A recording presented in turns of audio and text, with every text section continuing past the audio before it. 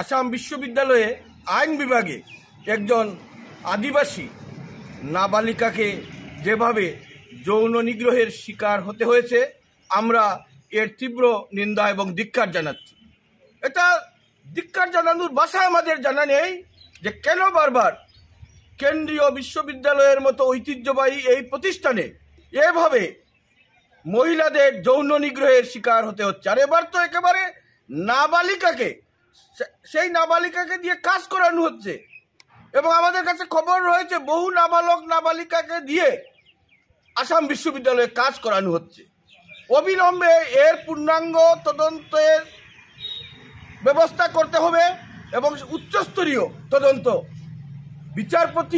বিচার বিভাগীয় তদন্ত সেটি করতে হবে এবং এর প্রতিবেদন অবিলম্বে প্রকাশ করতে হবে। কারণ দেখা যাচ্ছে যে মাস কয়েক আগেই এই আইন বিভাগেরই একজন শিক্ষক বিশ্বজিৎ দাস দেখা গিয়েছে যে তিনি একজন গবেষককে তিনি যৌন নিগ্রহ করেছেন। সেই মহিলা সরাসরি অভিযোগ করেছেন।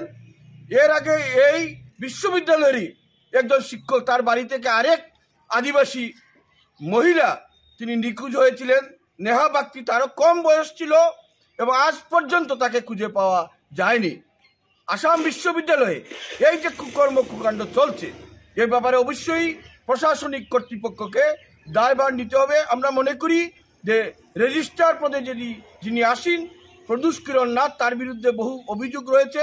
পূর্ণাঙ্গ তদন্ত করতে হবে। কেন নাবালিকাকে দিয়ে কাজ করানো হচ্ছে, কেন বারবার এভাবে যৌন নিগ্রহের ঘটনা ঘটছে, এটা কিন্তু বরাক উপত্যকাবাসী তথা দেশবাসী শুভবুদ্ধি সম্পন্ন মানুষ কোনোভাবেই মেনে নিতে পারছেন না। তাই এ ব্যাপারে সরকারকে অবিলম্বে হস্তক্ষেপ করতে হবে। আমরা এই জোরালো দাবি উত্থাপন করছি।